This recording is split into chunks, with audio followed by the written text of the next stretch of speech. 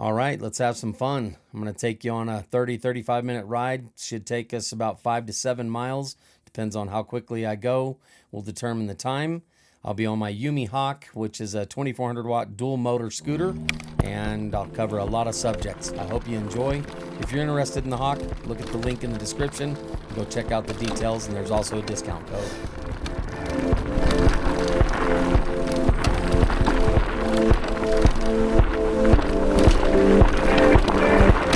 It's pretty good on these trails. Gotta watch out for the erosion. Maybe cut up on the left side there. Whoa.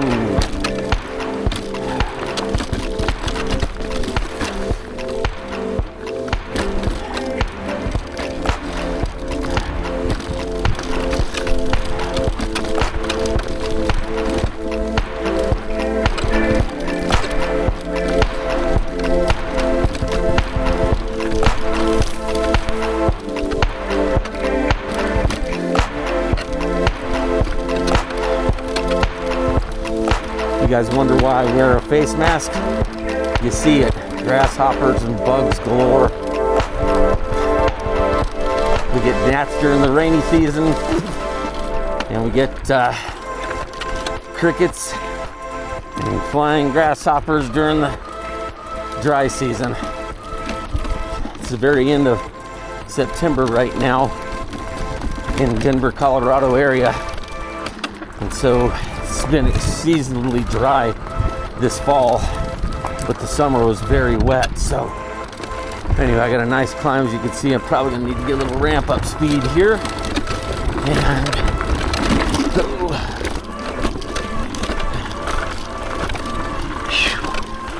there we go, got it. Woo. That was pretty dang steep. Here come the rocks.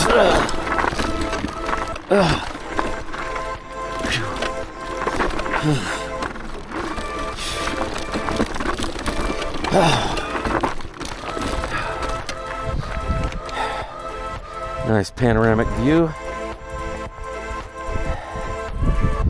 My other videos have been going up that side of the dam and this side of that over there. You can see a little building structure on the top. Downtown Denver. Let me turn around. By the way, that's Red Rocks Amphitheater, where you see the two things sticking up. That's where all the famous concerts are. That's Green Mountain. And then downtown Denver is up there.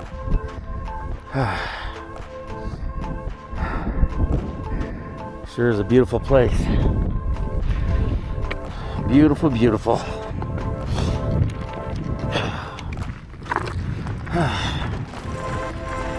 It's my first time on this trail. If you're enjoying the content, please do me a favor. Go on ahead and click the like button, then subscribe, and set up your notifications so you receive the content. I've probably done a few thousand miles just in this park. 8 years I lived right outside of it, and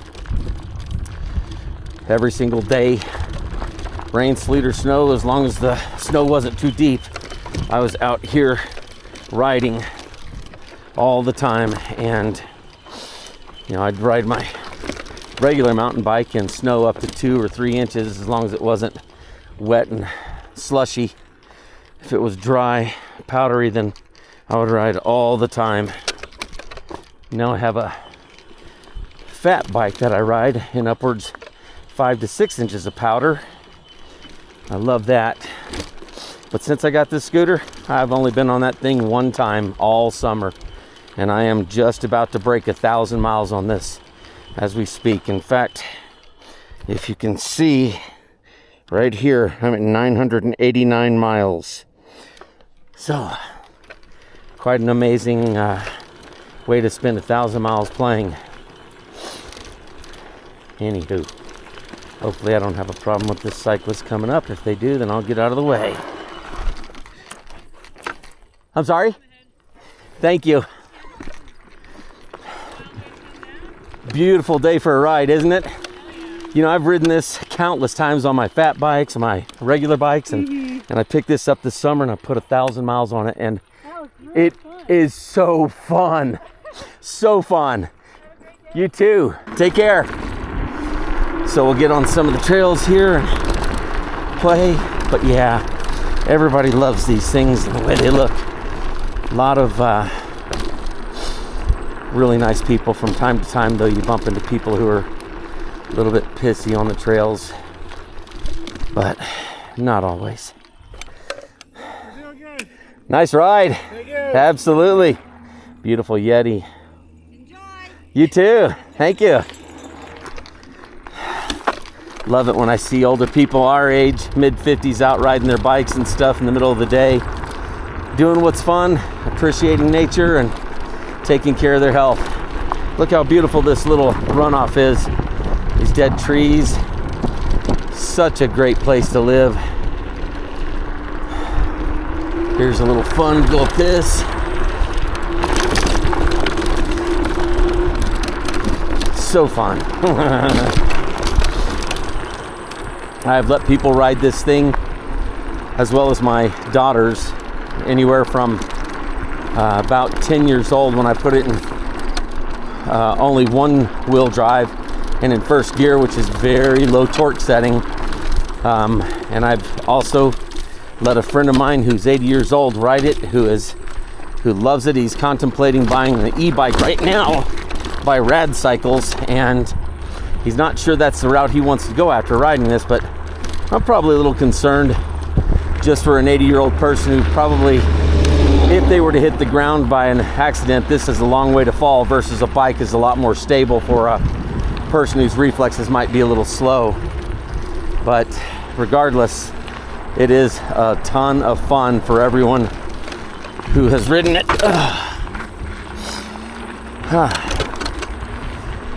Now, some of the parks don't like you in here. This particular park does not want you in here on scooters, but they can't enforce it because the Colorado Revised Statute 19.21 permits a scooter to go anywhere that an e-bike goes, and e-bikes are allowed in here. Therefore, this is allowed in here, and they can't enforce that. And I've talked with the rangers about it. Their primary concern is they just don't want people on very narrow tires screwing up the trail systems and riding on dirt. Well, these tires are 3.5 inches wide and do a lot less damage to the trail system than the horses that, you know, their hooves dig in, they ride their horses whatever time of year, whatever moisture level, etc., and don't really care about it because they're given free rein. It's more than likely because it's a profit-driven center for the park. But if you think about the horses and what they do with their feces as well as their hoof prints, they tear this stuff up way more. So there's, you know, arguable points on it. And I've known the rangers and the park manager for this place for a long, long time. And the only thing they've said that they can really do is enforce ignoring the sign about no scooters and give you a ticket, but they're not doing that at all right now because they believe it won't hold up if it goes to court. So those are just some of the things that I have experienced. But it's, I still try to be mindful. I try to give right away to everyone on the trail, everyone, including the cyclists, which we are in the same classification. So you'll see me pull over oftentimes and greet people because I want to be very respectful and not have people upset with me using the trail system. You know, I'm not some young person trying to rip things up. I'm just out enjoying nature, enjoying the scenes, enjoying the scenery. You know, like right now, it's kind of hard to tell where I'm at, but we're at the changing of the leaves. So fall is coming, and so some of the trees you'll see off in the distance are a little yellow and dropping some leaves, but most of them are still green because we've had an extended summer. Anyway, back to the scooter. This thing is fantastic. I have had more pleasure on this than you can possibly imagine. At 1,000 miles, riding everything that I do, going everywhere that I go, going out with my daughter. We go all the places that you can possibly imagine. She's not a technical rider, even though she rides fat bikes and has been mountain biking since she was about 5 years old. I still don't take her out on dirt trails on this just because she's never ridden motocross. She doesn't understand the dynamics of how the how the bikes pull, you know, or how the scooters pull with the power. So I do my best to keep her safe and not take her down these places. Oh, this is a new trail expansion. Never seen this. Oh, tight. Oh, wow. You can probably see the little drainage ditch right there. Be interesting to see where this goes. But anyway, so I don't take my daughter out doing these kinds of things because I don't want her to potentially fall and hurt herself. She's in band, plays in the marching band and symphony and the orchestra and stuff, and I would surely hate for something to happen to her and her not be able to continue those activities. She's extremely passionate about them, probably as passionate about those as I am about the scooters. And anyway, wow, this is a neat trail. I bet you this gets a lot of animals down here. You see it down there. Anyway, I feel that anybody who gets one of these, if you've had a little bit of off-road experience on a bicycle or motorcycle, this is going to be kind of a natural adaptation for you. You should be able to just jump on and kind of go.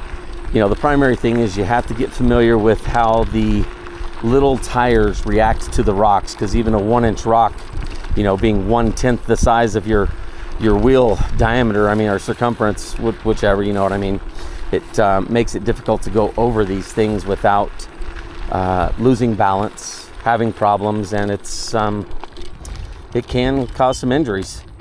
Fortunately, I am relatively accustomed to it, so I've not had any problems like that. In fact, I've only wrecked once, and it was because I misgauged the grass depth going up to a sidewalk, and I went over the handlebars at about 5 miles an hour, but that's my own stupidity for not popping a wheelie up on it. Learning curve.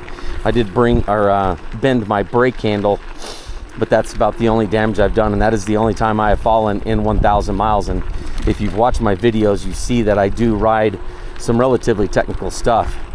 I came out today to film with the drone with the side-by or a parallel in active track mode to film me going up the hill, so you can kind of see what I endure body movement going up. But I'm having problem with my lens and light sensor on the drone, so I'm gonna have to send it back into DJI for service. Anyway, not trying to ramble on, just want to give content relevant to all the stuff that I'm working on.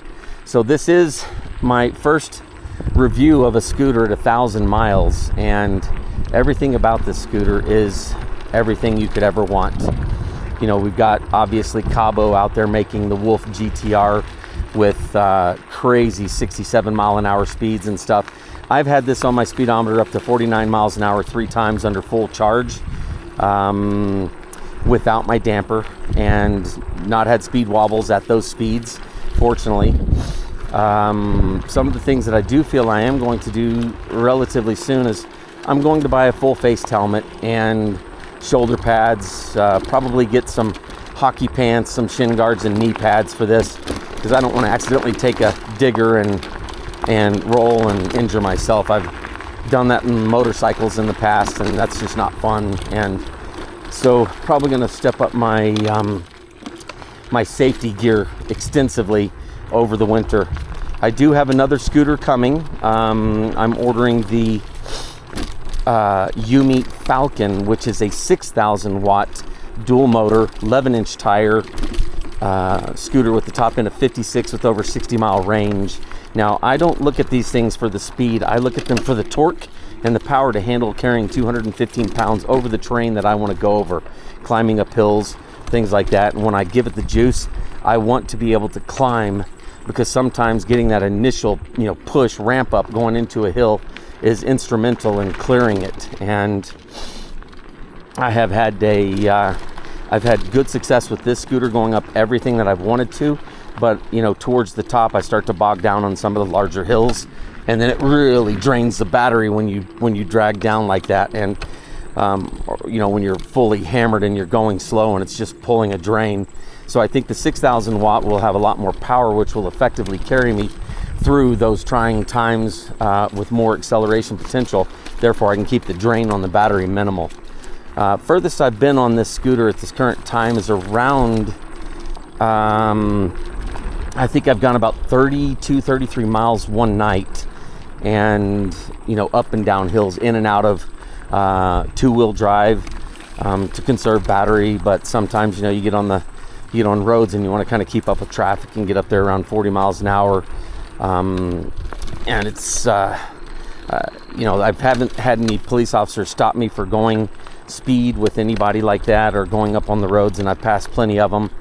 You know, you do have to have insurance. It's about $6 a month or $72 a year to get it to Geico for a single scooter, and they do it under the motorcycle scooter policy. It's you know, it's not a liability, I'm sorry, not a full coverage, it's a liability only policy kind of deal to make sure in case you hit somebody while you're on the road that you are covering them and taking care of your insurance needs. But I haven't had anybody say anything to me, not the park rangers, not 3 municipalities who I've talked with about needing a license plate. You know, I see some people like Ginger on Wheels, he has a license plate. We've got another channel that's out of Colorado by Jimmy Chang and Andrew, which is called Freshly Charged. They were kind of, actually, both of those channels were 2 of my inspirations to kind of create my own, but mine has been more directed towards off-road.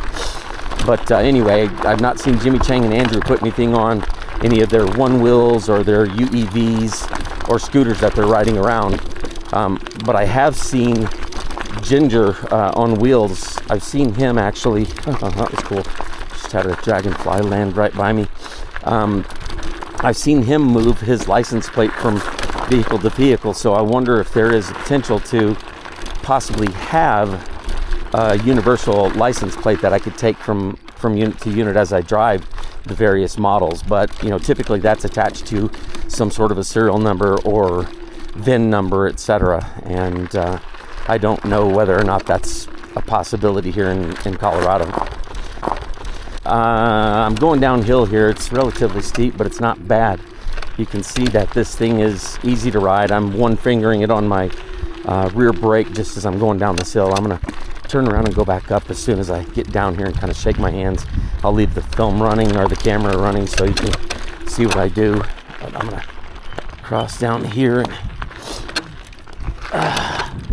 just kind of shake out a little bit and go back up that. It's got a neat little entryway, so I'm going to kind of turn around here and get another berth in it. And here we go. Got a little air. So now you can see I'm in it right now, and I'm giving it some gas. I don't want to go too crazy up this, but you can see a little air there. Really fun. And you know, all my years of BMX, freestyle, motocross, mountain biking has given me a strong sense of confidence to do the stuff that I'm doing here and not have a whole lot of fear. Let's get this bad boy. Whoa. Oh, that's a little bit more technical than I want. Let me go back down and get on the road. I'll come at it from the other angle. So anyway, as I was saying, gives me a fair amount of confidence to tackle most stuff, but as you can see, there are things that are not really within the capabilities of the scooter. If I had bigger tires, you know, 12 or 13 inch and a little wider, I might have been able to have mustered up a little more traction over that. But you can see I'm accelerating up this steep hill without a problem. And we'll get back on the primary and cut over. Even though I've just ridden that one section of the trail, I know where I'm at because we join up right here and go down over to this other area. Whew. Yeah, sometimes that definitely gets a little tiring, climbing those hills and stuff. And you know, the suspension is wonderful, but the hands still get tired. So that switchback I went up, or the steep hill I went up earlier, is over on top of that hill over there. And that shiny white thing you see at the top is a reflection of the sun off of the bench over there. But there's another trail to go down here. And then we'll be out on that same main path. Again, I can't I don't want to mention the park I'm in. If you live around the area, you'll know where I'm at. But this is these people who work this park maintain it very well. They take good care of the patrons, and it's a safe place to ride. It's beautiful. Very happy to have this resource. So I'll go a little slow. I've never been down this, but you can see I'm having to traverse some steps, kind of things, and navigate around rocks. Just a little harebrained. This is the one I just tried to go up, that you saw me struggle with about right here. Yeah. Had to put my foot down there. Got something on the side. My front tire just threw me off a little bit, but we'll go back down, and there's another trail I want to go up over here, and then probably going to exit the park. When I was trying to get my drone up before I saw that I was having a light sensor issue, I had one of the cyclists go by and tell me that she didn't think drones were allowed, so probably won't be flying a drone in here, just to honor at least that portion, because I don't think there are any exceptions on that stuff. You know, I tried, seeing all these road cyclists, roadies. I tried riding bikes on the road I bought I don't know, what was it? I can't even remember. Greg LeMond Alpe d'Huez, and the Alpe d'Huez was not really, not the greatest road bike, but riding on the road's not my thing. I'm more of a trail guy. I grew up, riding BMX as a kid with my brothers and our neighbors, and that just became my passion. So here you can see I'm doing 22, and I'm gonna punch it up a little bit.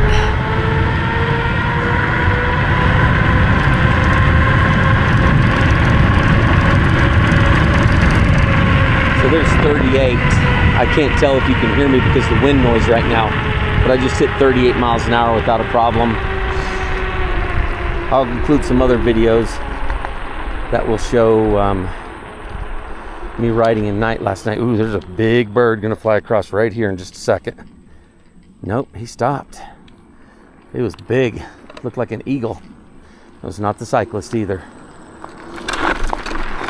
That's one of the cool things. We do get eagles in here and hawks and all sorts of stuff. So, but yeah. So, you hear me catch a little air there. That was the front wheels grabbing after I hit the ground like that. I need to oil my shocks, and my bushings need a little graphite or something, but anyway. So, we went up there before. We can cut back this way and cross down in here. Probably go to the top of the dam on the back side, right up through the golf course. There are already videos going up the other side of the dam, the back side of the dam on the dirt.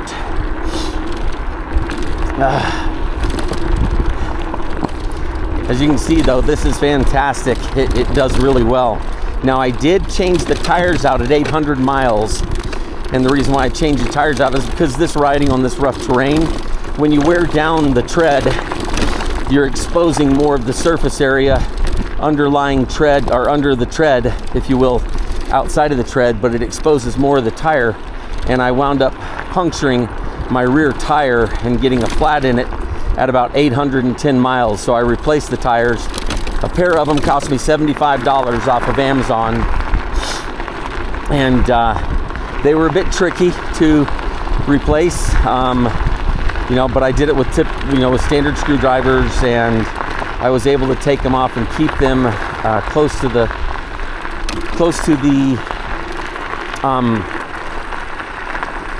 actual wire connection, so I did not have to open up the case and detach the wires from the actual unit. That trail's new. I'm gonna go down that huge sketchy entry point with these small tires, but I'll try it. So anyway, but putting on the tire, laborious task, I'm not gonna lie. I took the rear tire off and then put it on the deck, and then put down a roll of duct tape, and then set the hub on the inside with the caliper side down, or with the rotor side down, which allowed me to easily manipulate everything without building any sort of jigs or anything. I initially built a jig because I thought that would make it a lot easier to get a grip on it, and I'll show that in the video here. I'll probably do some overlays with the picture and show you what I created. But I made it a little frame, put a piece of wood down, cut an entryway for a slot for the wire, and then with that slot for the wire, I was able to lay it down, and then I got a couple of really large washers to attach the wheel to the base on that thing, and I used the lug nut to tighten it down. That way it gave me real good leverage to pull on it, but I later discovered I didn't need to do all that. So I spent, half a day trying to make a jig to replace tires, because I figure the way I ride, we'll probably go through these things relatively quickly. Also, one thing I would strongly suggest, if you do wind up replacing tires or doing anything like that, go get you a little, $8 to $10 tube of Loctite, and make sure you put a spot on there, because the vibrations on these things are very substantial, and it'd be easy to lose one of those. And these are not SAE or metric threads, so it's not like you're going to be able to go down to your local hardware store and get you replacement nuts. You would have to get a hold of YUME and order a proprietary axle nut, because they are from China. Now, on that note, I did mention that these scooters are shipped out of California here in the States. Service points are at New York and also Houston. So you do have American depots for parts, but you don't typically deal with the Americans via WhatsApp for the service. So you make a service call, you're typically going to have to do support calls with them after hours, usually starting at about 7:30 at night. You'll have to deal with them, and that can go for a little while. But I've dealt with an engineer over at YUME 2 or 3 times on some things with my daughter's scooter, minimal things, and when I talked with him, we were able to communicate very easily, spoke English fluently, and I was very impressed with their service and how quickly they were able to respond to everything request wise. They do communicate via WhatsApp or email. Start your email with YUME's support email, or your service call with their support through the email, and then depending on what it is, they'll escalate it to WhatsApp, and then have a video call with you over WhatsApp and talk about things, help you diagnose. And if you're okay with having them send you some wires, if there's any problems with circuitry and stuff, they can send you wires and diagrams and show you how to do any of the repairs. I blew a fuse because I had a wire pop out of my headlamp before I had made the slack for it, and that fuse was the primary fuse that blew. And when that fuse blew, it shut down the scooter. And before cracking the casing and everything, I wanted to call them and talk to them about it. So I did, and they got a hold of me, and I was back on my scooter same day, just later in the day, and had all of it dealt with. They provide you with extra fuses just in case something like that happens. And because of the issue I had with the wiring in the headlamp, it created it pulled out of the actual headlight, and that also is the horn. So the horn's built into the headlight assembly, and that headlight is really bright. So when that pulled out, that's where it shorted, and then they sent me a replacement headlight with a new plug on it, and I was still able to ride without it. I just didn't have my headlight. I put on some of my other gear. If you've watched any of my other videos, I have a night video where I do about a 30-minute ride, and I wear a helmet with a headlamp on it that is extremely bright in addition to this, so I can kind of see far ahead when I'm doing 35-40 miles an hour, so I don't run into dogs or coyotes. Oddly enough, last night I came across 3 raccoons in the middle of the trail. It's kind of funny. Anyway, YUME Hawk, 2400 watts, 43 mile top end, 40 mile range. I can confirm that it definitely goes 43 miles an hour, and it, like I mentioned, I did go 35 or so miles that night, and the mileage that I went that night, I could have gone further. I had 2 bars left on my battery, which is somewhere between 20 and 40% left. I didn't check my application to see what it said actual percentage wise, but I've been riding for quite some time and I'm still at 4 bars right now. So it's a wonderful scooter. 6-month warranty. I don't know anybody that really does much more. I did look at the Varla Eagle series, and the Varla Eagle was $1,800 versus this being $1,500. And the Varla Eagle did not come standard with the off-road tires, did not come standard with a powerful headlight, did not come standard with 2 chargers like the YUME. It was only 2,000 watts and not 2,400 watts, so significant difference. A little longer range according to the specifications on the YUME, but they have since come out with another version of the Varla Eagle, version 2.0. And passed her earlier.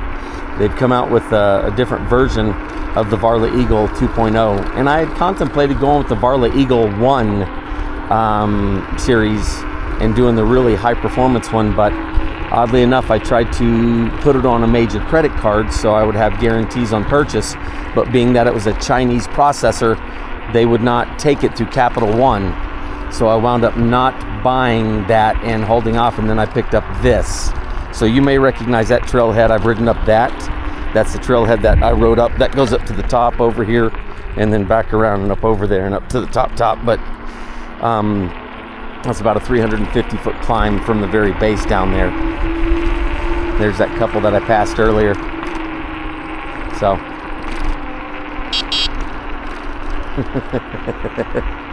One thing I do like is this horn's pretty obnoxious. Anyway, I'm going to ride up to the top of this, and I will stop the video at that point. I want to be careful because people come flying down this. Hi.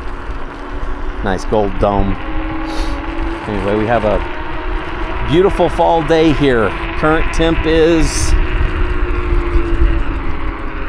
can't tell, but I'm thinking it's around 73 degrees.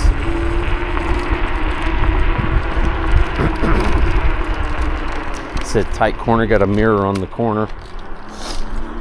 And I'll get up here a little bit.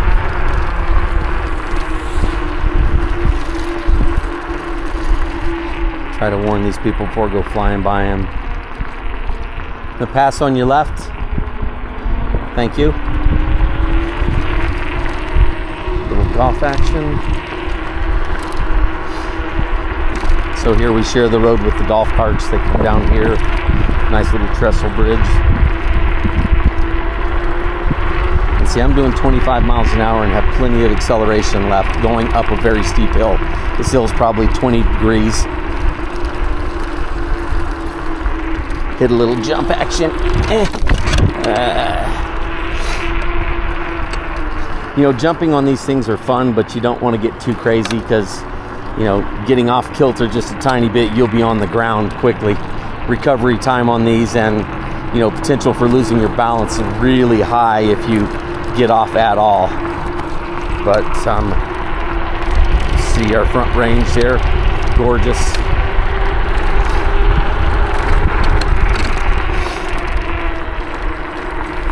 Passed that person twice today. So I'm doing 30 climbing without a problem. Don't know how much wind interference there is with my mic on my camera, but we'll figure out when I start processing video later. So I'll get to the top of this hill. 35 right there, 34. And you'll recognize where I'm at. I end some of my videos up here after doing hill climbs. Interesting story, I got stuck in this restroom up here at the top with 8 other people, golfers and cyclists and hikers, in the middle of a massive lightning storm and hailstorm. It's funny to see 9 of us huddled up in a latrine. It's kind of fun. One guy came in there with a bottle of Crown Royal and everybody was passing it around. We were stuck in there for probably an hour. It's funny. Anyway, so you should recognize where I'm at.